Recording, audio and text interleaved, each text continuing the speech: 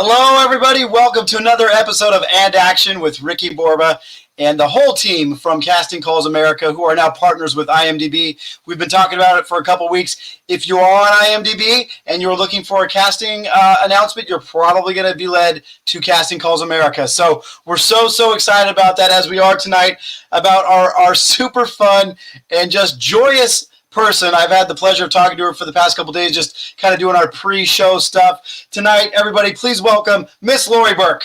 Woo, hello. Nice to see you. It's good to say. The microphone, I love it. It's so good. The lighting. It's around me at all times. It just comes. It's a walking package. I come with a mic and. The sixth grade trophy you have from Best Science Camp with the volcano and the baking soda. Yeah, no, it's actually for Best Actress. I peaked when I was 13. And so I like that to be a reminder that maybe someday I can win an award like that again. Yeah. I love it. And then you also have the Hula Girl reminder that you can't move like that anymore. Yeah.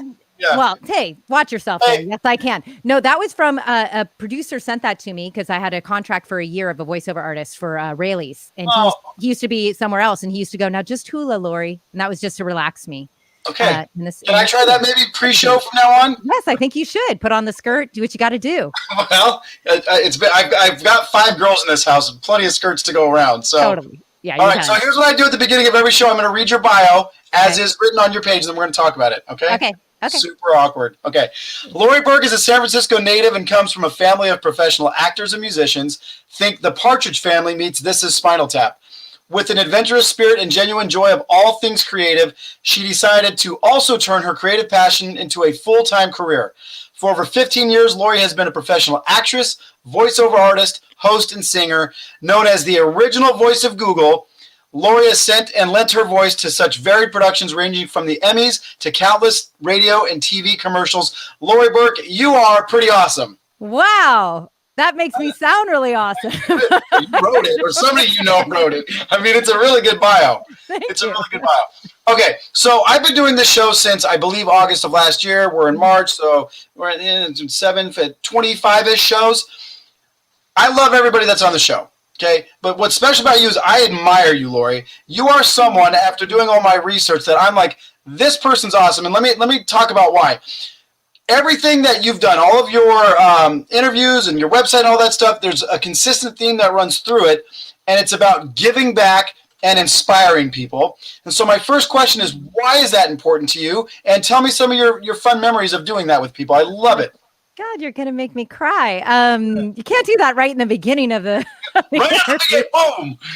Yeah. I come from really great parents and a great family, and I have been just very fortunate to be raised in that mindset of, I'm so lucky to be able to do what I love for so many years and work hard at it, but that's fun too. And I think that everybody needs an inspiration. I was very shy as a child, extremely shy. And, and over the years, I just studied to get over that shyness, basically. Yeah. And so, I'd like to get back. Yeah. I noticed as Bex pulled your image closer that it was full screen for me. Next to the hula hoop girl is what I believe to be a sniper rifle briefcase. Please tell me that's a sniper rifle right there. No, it's for my microphone. Okay. All right. Very cool. Nothing exciting. Yeah. So there were 2 quotes not attributed to you, but you have them on your website and your Instagram, I think, and your Facebook. And I'm going to read both of them to you, and I want you to tell me why they're important to you. Okay. Quote number 1, because this is a quote I say all the time. If your dreams don't scare you, they aren't big enough. And then the other quote is, it's never too late to be what you might have been. So talk about the first one. It's if your dreams aren't big enough, if your dreams don't scare you, they aren't big enough. What does that mean to you? That's from Richard Branson. Okay. That's really a reminder to myself, because I think, we always sometimes you're so grateful for everything, right? That you do, I'm so grateful to be able to do this, that you kind of don't even let yourself dream any bigger, and sometimes that can stop you a little bit. Right. That kind of the magnitude of it. And I think that was just a really good reminder of that. And the second one is more to everyone else, because I really got my start more later, I think, than a lot of people. And I was working in a 9 to 5 job, and I was really stressed out, and it ended up even affecting my health. And the doctor basically just told me it's not worth it. And at that age, and I just went for it. And so it's Yeah. like, you're never too late. People always say, I wish I started earlier. It's like, but you wouldn't have all of this information So that you good. gained. Yeah. So good. So now you're 64 years old and you're doing exactly what you were put on earth to do. No, it's funny because I read that part of your story, and it was actually my next thing. You were a special events manager at 3 patina restaurants. I read you weren't fulfilled and you realized it wasn't your passion. So let's talk about that for a minute, because here I am at 43 years old, and in the last 18 months, both of my first 2 films I've directed have been in theaters. It took a very long time to get here. In my mid-20s, so let me back up even further. I knew I wanted to be an actor. I knew I wanted to direct. I've loved film my whole life. But, along the way, I got married, I had kids, and I needed to earn income and all these things. And so there were seasons there for minutes, felt, like years, but where I wasn't pursuing what I felt like I was put on earth to do. And I had my moment too, where I was like, no, no, I know what I want to do with my life, and no amount of money or stature or anything else is going to get in the way. So besides from feeling ill and the doctor saying, hey, Laurie, you need to check yourself, what happened for you that you were like, no, you know what, this isn't it for me? Yeah, that's a great question. I first of all, just to clarify, it wasn't patina, but I've had a million jobs, so I can see that there was. That's okay. It was a nutraceutical job, so it was in sales, but very similar, all that stuff. Sure. But I think there was just always, I was always creative. My whole family are professional musicians, which sometimes can be intimidating, by the way, because my family is very, very, very well done. My mom was on RCA Records. She was in a folk group. There was just a lot of things. My dad, and I think it just bubbled up inside me that, God, there's so much, I'm better. There's creativity in me that I just haven't let out. Right. I mean, I studied maybe in school. I think there's a lot of people like me, maybe in high school, maybe in junior high, they let it out. And then they went into kind of what society, I was a flight attendant after college, and, did have broadcasting degree, but didn't go into it. And I think I was just, a little bit fearful. And finally with that and how stressed I was, and, I wasn't raised with a lot of money, so not having money wasn't really that big of a deal. That's kind of good. When you're starting out as an actor or voiceover artist, you have to take that into consideration.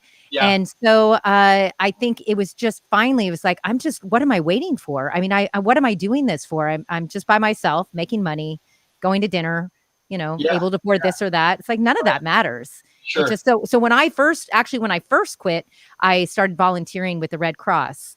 Because I thought, it's not like I'm in an unhappy job, and it's like I'm not even saving in lives here. Like there's no justification for this. There's no reason to be here. And so, and then I studied, and then I was like, what do I want to do? And I just studied and studied and studied, and here I am. I love it. So this is a silly question, but then I have a genuine. So did people tell you along the way, Laurie, you have a great voice? Like had that been something told to you a lot? I did study broadcasting. So in broadcasting, I know I was very comfortable. I wanted to be on Entertainment Tonight was my thing. I was very comfortable with teleprompter, which later on, of course, I did hosting. So it all worked. I think I had a decent voice. Definitely didn't start out with it as a child.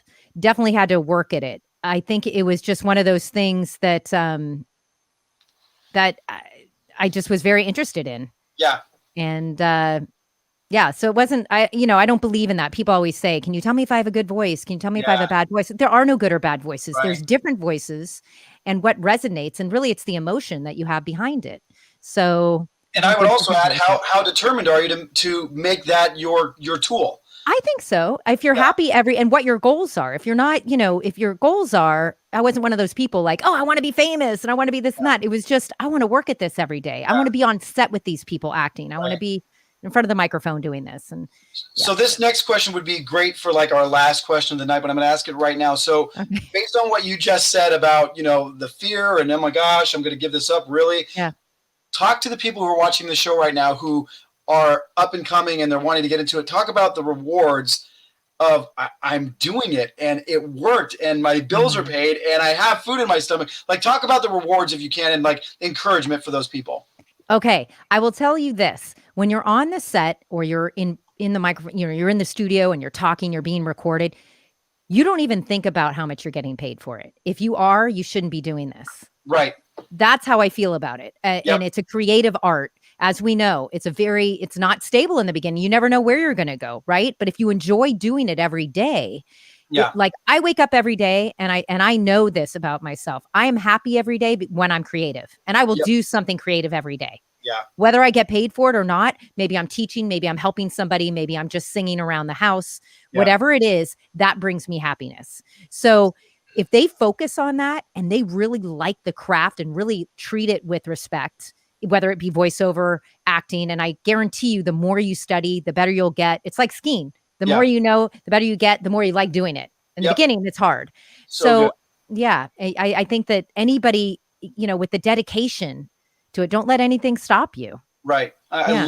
I'm so thankful you said that, because that's the same thing I preach to people too, is if there's Yeah. a burning passion in your heart, I say, frankly, you have no business doing anything else. You're going to be unfulfilled, and you were put on this planet to do that. So do it, because no one else can do it the way that you're going to do it. So I'm the same way as you, like, making films and things and being on set, there's nothing else like it on earth. And I'm sure you would agree, but then making films and being on set is a very small portion of that dinner. It's one portion. All the other portions are writing and pre-production stuff. And I find, for me, if I go days or a week without doing something creative, I'm like bursting. I'm like, I need to go get my camera. I don't care. I'll go, like something. I have to do something to get that out of me. Yeah. So, And if I can say something too to people that are just starting out, or maybe they're even halfway through, whatever, what really helped me to know is that us creative people, we're different than people that aren't. And really in our brains, there are actually scientific studies, right? So, our skin is a little thinner. Yes. We take in things and we absorb them. And that's so that we have the empathy that when we do act, I used to think it was very selfish what I did, because I loved acting so much and I loved everything. And someone said, no, you give other people permission to feel. So if I'm crying and it's in a movie, or I'm laughing, or I'm doing whatever, I give that person that's watching, at least I hope, permission to do that too. Right. And once I started thinking about that, I felt a lot more comfortable, like I was still in service. I love it. People. You and I both love Star Wars, and you just said something that completely, like, I was like, oh my gosh, this is something I've read about Star Wars. I'd have to dig for it. There's a picture of, it's from the film where Luke steps out onto the ledge of his house in the first one, and he's looking out, and the music swells. And I read in an interview, George Lucas said, I didn't want Mark Hamill to cry or smile. I wanted him to look expressionless so that the audience could project what emotions they were feeling in that moment onto Luke Skywalker. And I was like, oh my gosh, that's mind blowing. I loved it. It's kind of like what you just said right now. Yeah. So, okay. You and I are both from the Bay Area, by the way. I'm from Fremont. You're from San Francisco. You're a huge Giants fan, right? I am. Yeah. So my question is, what's your favorite memory of the A's sweeping the Giants in the 1989 World Series? Did I hear anything? I just didn't hear anything. Yeah. Right there. Did the No, microphone? I didn't. No, I think the microphone went out. And by the way, my family did sing at a Giants game, my entire family, against the Dodgers, of course. I'm ironic sorry that I'm going to like I to. feel bad for your family. They can come across the bay and come to the stadium that doesn't No. Nothing beats the Giants stadium. Nothing beats the Giants stadium. You know what's funny? Yesterday, ESPN put out the best stadiums in baseball. Giants were number 1 and the A's were 32. So yes. It hurts. Yes. It hurts. Okay. Oh, it hurts. Anyway. Okay. So your IMDb credits go all the way back to 2005. And you started off, best of my knowledge, as an actress. So when did the voice stuff start becoming a thing for you? I actually so I played drums when I was little, then I sang. I studied singing a lot. And then when I quit, I went directly into voiceover first. Okay. So I did go into voiceover. Then I started studying acting more. I mean, I always acted. I keep pointing to this lovely statue. I acted when I was younger, but then I just kind of studied at the same time. But really, voiceover was the one that I started with. And that's when I've been building studios from home before we had to do this. I did Google Voice from home. I built studios everywhere I went. And so for me, this is kind of, everybody's now kind of like, how do you build a studio? And I was like, I've been doing this my entire career. And so it kind of went hand in hand. And I always say, my voiceover, studying voiceover and studying acting, oh man, I'm so much of a better actor after studying voiceover.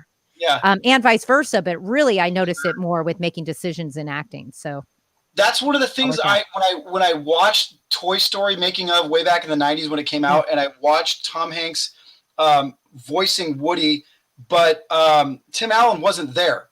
And it blew me away. I'm like, I would have imagined all of those actors would have been in the room at the same time. So my question is, why don't they? Why aren't all the actors in the same room at the same time? So are you referring to Jexy now? Is that what Yes, that question yeah, was? Jexy too, Okay. absolutely, yes. Yeah. By the way, Okay. you're not the only one with a trophy. I also have a trophy from. I think it's good to have a trophy, whatever they look like. It's good. Totally. Right. So I can only speculate, but I was hired to be on set opposite Adam Devine in Jexy. So I played Jexy, and Right. he had a little thing in his ear, and we went back and forth. And then, but always knowing that whole time that Rose Byrne was already scheduled to be opposite him. So after we wrapped and everything, she went into a booth and recorded the lines. Okay. So I didn't know that that's how films are. I think this is a newer thing also, but that's a lot of time. So also it matters Right. what studio they're in, the sound, they want everything to be, they work on it individually, but a lot of like animated things, I mean, they do have ones where you're in the same studio. You're just in different, you just hear it. That's the same. So there's a similar movie ish called Her. Of course. And that's they had I know that Scarlett Johansson was the one that ended up doing it, but the girl that would be the equivalent of you was on set doing it on the set. So what? Okay, let's just it's just us here. No one else is watching. Right. Were you kind of hoping a little bit that maybe they would go with your voice, like even though Rose Byrne was there?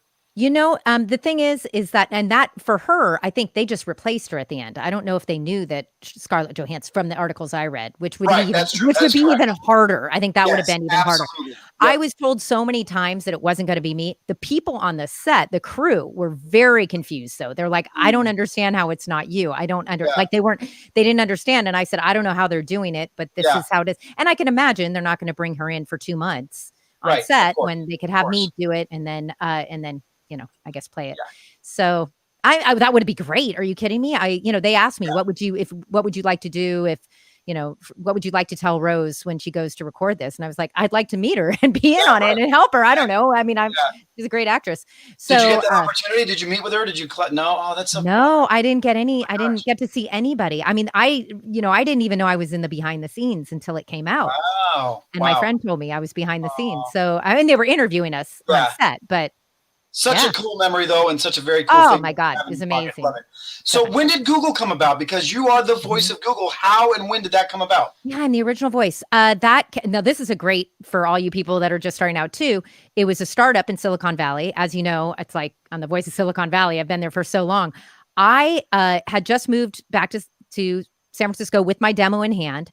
I auditioned for this by sending a demo. I think it was off of Craigslist. It was called Grand Central. It was a startup.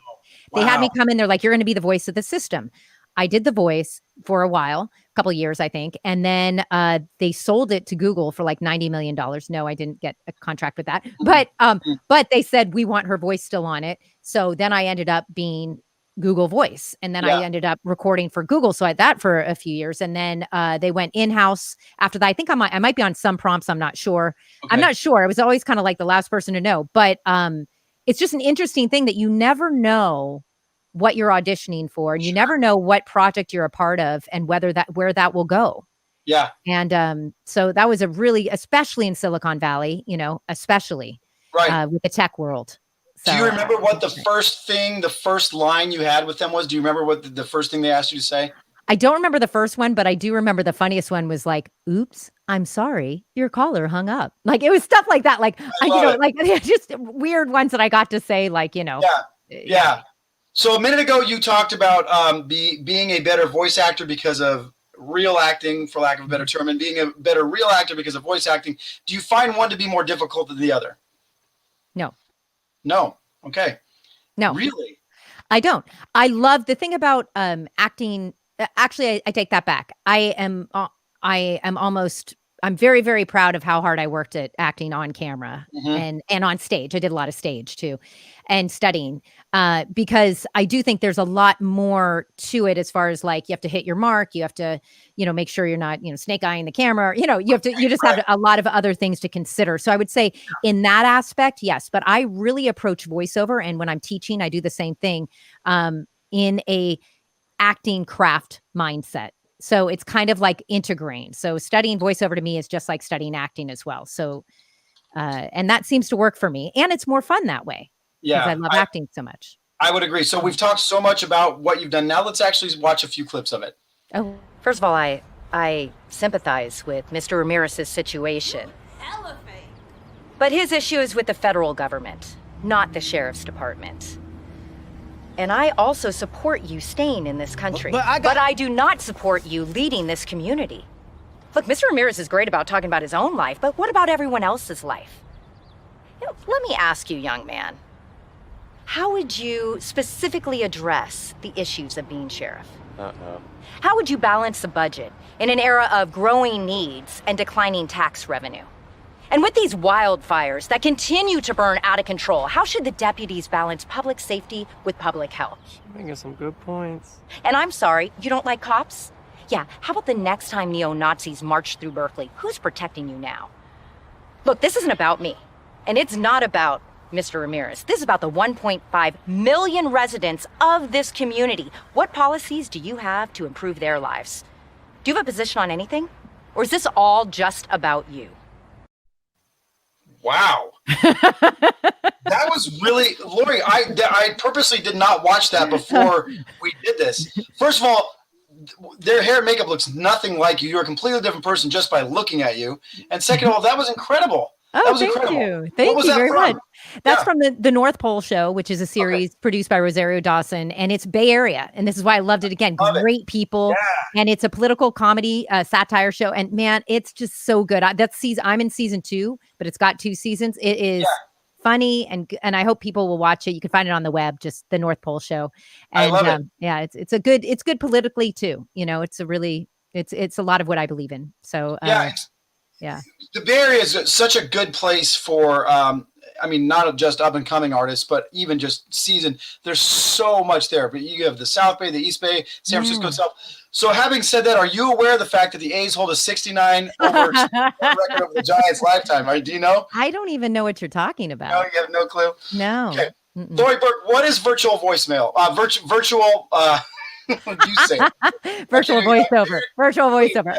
I mean, virtual voicemail is a thing too, I'm sure. Yes. That's the company I started, and this is for coaching. I was doing a lot of voiceover for Backstage Magazine. I was a resident voiceover artist and giving a lot of things. And I was teaching people when we shut down. I was teaching people one-on-one, and I noticed I had a lot of people saying, "Oh, I want to study you. They want to study you," and all this stuff. And they really were interested. And I was like, I am going to create a course.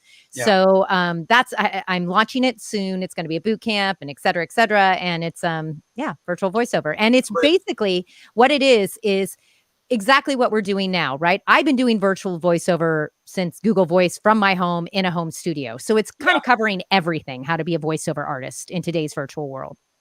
What would the first thing you would tell, because I know what I would tell someone who wants to be an actor, what's the first thing you would say to someone who said, I want to be a voiceover? What's the first thing you would tell them to do? The first thing I would tell them to do is to think about why and make their goals. Mm-hmm. I don't know if that's enough for you, but I do think that that's very important. That's good. You're getting way deeper than I was even thinking. So congratulations. I was way superficial on this. I always tell people, if you want to be an actor or voiceover, record yourself reading the newspaper. And then listen to it a week later, and then a week later, then you'll hear yourself get better at like speaking out loud, kind of a thing. If they're studying, I can see it go the other way if they're not studying. True. Yeah. Okay. Laurie, we have some serious business right now. There are some pictures that need explanation, so we're just going to. You have to tell us what the heck is going on. Okay. All right, here we go. Ready? What's that one? Oh my God! With Brian Jagger, I was playing a hooker. I was playing a hooker. That's, not the first time, not the last time I was playing a hooker, but I did. Brian is the producer of the show. So that's all right. That's picture number 1. That was like 10, 12 years ago. Yeah. And then what was the role you played right now? Okay. What's this one? Oh, we were models. I don't know I was a model, but I don't know. I don't know. Some sort of model. That's a long time ago. I'm not going to throw Brian on the bus. He's the producer. I was going to talk about maybe certain things on the top of his head are less than they are now was what I was going to go with, but I won't say that. I won't say that. No, okay. Don't say that. Right. Yeah. What's next, Bex? We should have, oh, there it is. This is your first Facebook picture ever. This is it. What are we looking at here? That was on set for the Gorin Brothers. And the Gorin Brothers is a great hat company, as you know, probably in the Bay Area. They have some out here too. And there was one, I lived in North Beach, and there was a Gorin Brothers in my neighborhood, like right down the street. And I got to model for them a hat. Beverly Corleone. Oh, it's an amazing video. And anyway, and so that was from that. I was so excited because they had it in the window and you walk by and you saw a picture and I was like this. It wasn't that picture, but it was like this gangster picture that I was in. I played this part and I was so excited to do that. Oh, and I got a hat. So that was. But I'm just curious. I've been looking at that picture now for like 20 seconds. I don't see a hat in that picture. So no, that was just on set. That was the makeup. Okay, got it. All right. I think we have one more. We have one more picture, I think. There it is. Oh, what is this? That was great. Okay, that was an animated character that I did, and that was for a movie called Roadside Assistance. And I showed up to do the voiceover for it. I played a couple characters, but that's the main character that I played, Hasayo. And when I showed up, and then they showed me the picture, and I was like, that was not planned. And I thought, that is just really weird. It is. Okay, now that's really cool now that you've actually explained it. You have some other pictures. The one, obviously, you can look behind me. I'm a huge Star Wars fan, as are you. Yes. You did your hair up and everything and with your little headset there, and you look like, wait, we don't have that picture, but if you go to Laurie's social media, there's a picture of Laurie. As Princess Leia. So, Laurie, as we're wrapping up here, it feels like bang, bang, bang, bang, bang. I always like to ask these questions, and we kind of have gone over it a little bit, but maybe if you could kind of, not that you didn't, make it more concise. People watching the show who are wanting to get into the business, I think you have two very cool things about you. Number one is that you, like a lot of them, didn't come from a family that silver spoon you into this. You worked really hard. And so, what would you say to anybody right now that's looking to get in this industry? And we'll speak specifically to people in Northern California because that's where the show is mostly watched. What would you say to them? I think now is the best time. If any industry, acting and voiceover, but particularly if we're talking about voiceover too, I mean, now is the time to do it, right? Everybody's at home. You can dedicate some time, please study and really respect the craft because it is a craft and it is acting. So I think that you could not ask for a better time and don't be afraid. It's so much fun to just let your creativity out and really go for it. And would you say, because I was going to ask a minute ago before we got into the picture stuff and had a lot of fun, you had said something that I talk about a lot on the show. I think you were alluding to it. Your talent is going to get you in the room, Laurie, but your character and your personality and your attitude is going to keep you there. It sounded like that's kind of maybe what happened with Google. They kept asking you to come back, and I have to imagine it's because of your personality. So how important is a positive attitude when you are on set and trying to make it in this? I'll tell you, I'm a very positive person, but I've also work at that every day, right? And I have these little tricks that I share that I visualize before I go on set. And I will say this about the Bay Area or any smaller market, especially. Look, if you're good and you show up and you're a professional and you're respectful and you know your lines, you know everything, you'll work all the time. If you're bad, you won't.